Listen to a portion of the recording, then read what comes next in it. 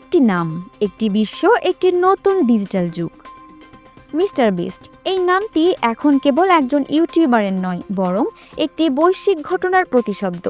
তার আসল নাম জিমি ডোনাল্ডসন, যিনি তার সৃজনশীলতা, সাহসিকতা এবং অভূতপূর্ব মানবিকতার মাধ্যমে পুরো বিশ্বকে অবাক করে চলেছেন। আমরা এখন দেখব কিভাবে একজন সাধারণ তরুণ জিমি ডোনাল্ডসন হয়ে উঠলেন ইউটিউব সাম্রাজ্যের মুকুটহীন সম্রাট।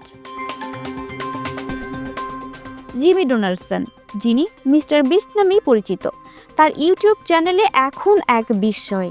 2006 সালে ইউটিউব যাত্রা শুরুর পর থেকে এখন পর্যন্ত তার চ্যানেলের সাবস্ক্রাইবার সংখ্যা 400 মিলিয়ন ছাড়িয়ে গেছে। হ্যাঁ, ঠিকই শুনেছেন, 400 মিলিয়ন, যা বাংলাদেশের মোট জনসংখ্যার দ্বিগুণেরও বেশি। তার এই সাফল্য কোনো সাধারণ বিষয় নয়, এটি ইউটিউবের ইতিহাসে এক নতুন অধ্যায়ের সূচনা। মিস্টার বিস্টের ভিডিওগুলোর মূল আকর্ষণ হলো তার অবিশ্বাস্য সব চ্যালেঞ্জ। তিনি এমন কিছু চ্যালেঞ্জ তৈরি করেন যা দর্শকের কল্পনাকেও ছাড়িয়ে যায়। যেমন কাউকে 24 ঘন্টা চোখ বেঁধে থাকার চ্যালেঞ্জ দিলে পুরস্কার হিসেবে একটি গাড়ি দেওয়া।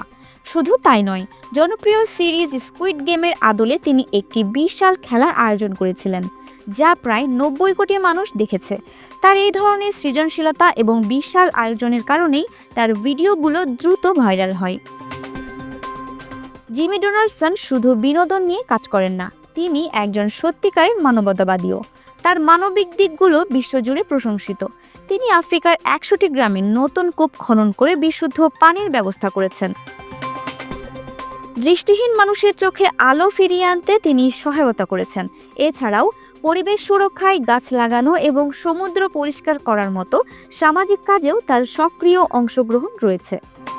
তার এই অসাধারণ অর্জনের স্বীকৃতি হিসেবে ইউটিউবের প্রধান নির্বাহী নীলমোহন তাকে টাইগার প্লে বাটন নামে একটি বিশেষ সম্মাননা দিয়েছেন।